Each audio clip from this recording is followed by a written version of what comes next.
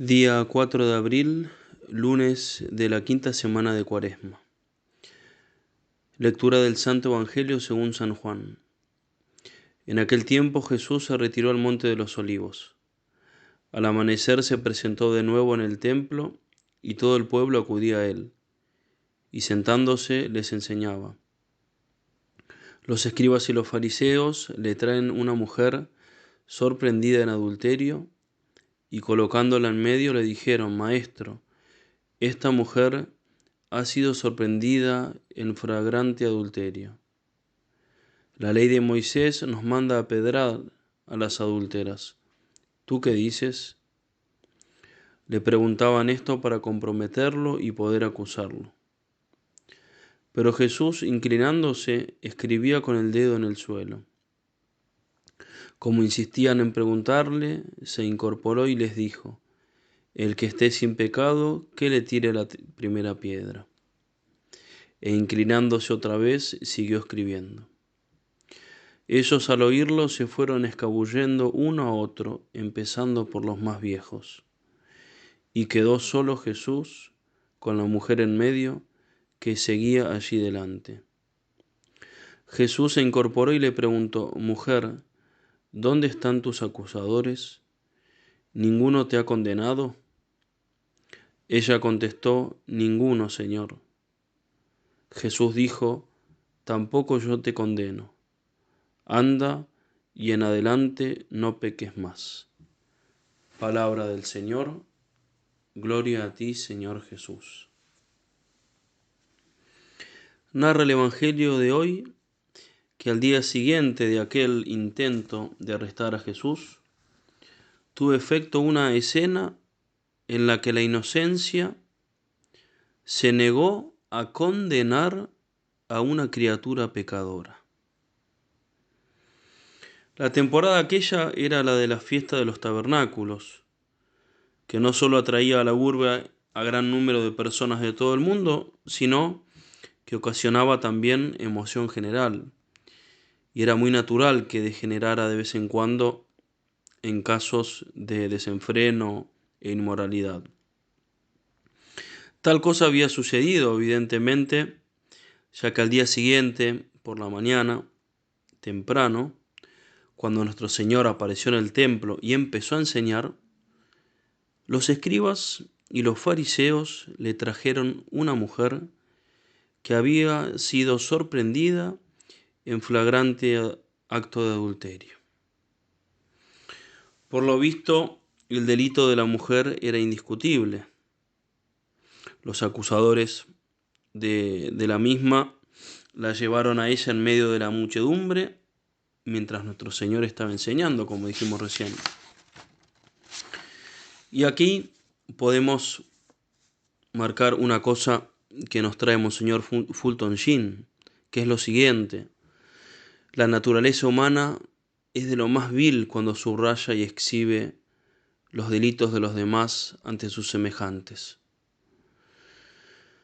Algunos rostros reflejan incluso alegría al ver los delitos de los demás y al exponerlos.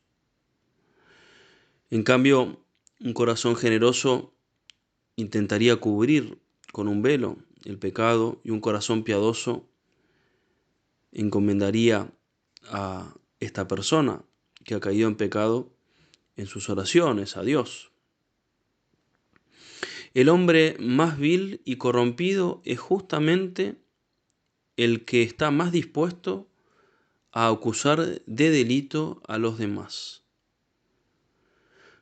Dice Monseñor Fulton Sheen: los que desean ser tenidos por más honrados que los otros abrigan la vana creencia de que el mejor medio para ello es denunciar a los demás.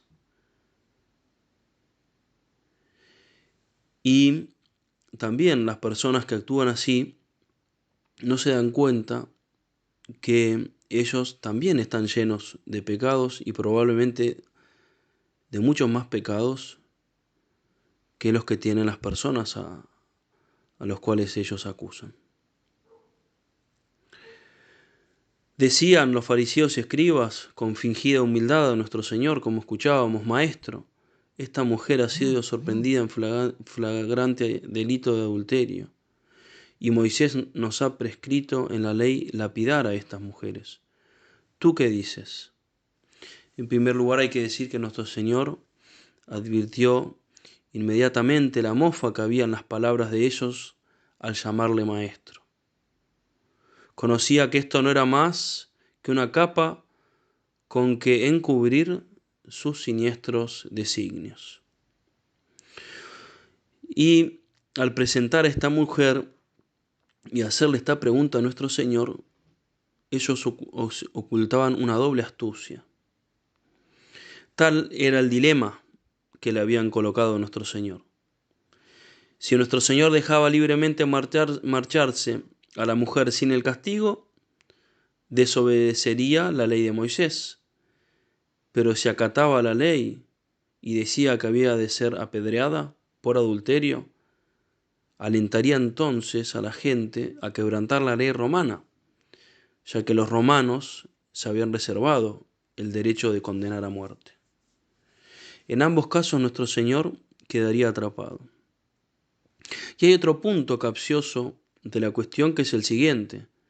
¿La dejaría libre nuestro Señor a la mujer o la condenaría? Estaban esperando eso.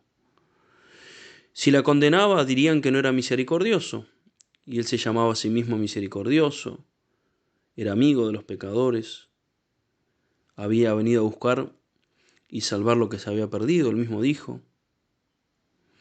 Por otra parte, si la dejaba ir, obraría en contradicción con la santa ley de Moisés, que él había venido a cumplir, y no solo a cumplir, sino a perfeccionar.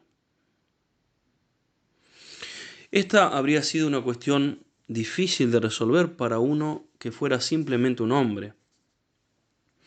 Pero nuestro Señor Jesucristo era Dios al mismo tiempo que hombre. Aquel que había reconciliado ya la justicia con la misericordia en su encarnación, hacía la aplicación de ello en aquel momento en que se inclinó y se puso a escribir algo en el suelo. Esta es la única vez que vemos a nuestro Señor escribiendo. Nadie sabe lo que escribió. El Evangelio simplemente nos dice, se inclinó Jesús y con su dedo escribía en tierra. Y como perseverasen preguntándole sobre esta mujer y qué decía él al respecto, se enderezó y les dijo: el que entre vosotros esté libre de pecado, arroje el primero la piedra contra ella. Y otra vez, inclinándose hacia abajo, escribía en tierra. Nuestro Señor, por tanto, queridos hermanos, no destruiría la ley mosaica, sino que la perfeccionaría al enunciar una ley más elevada. ¿Qué ley? La siguiente: nadie puede juzgar salvo los inocentes.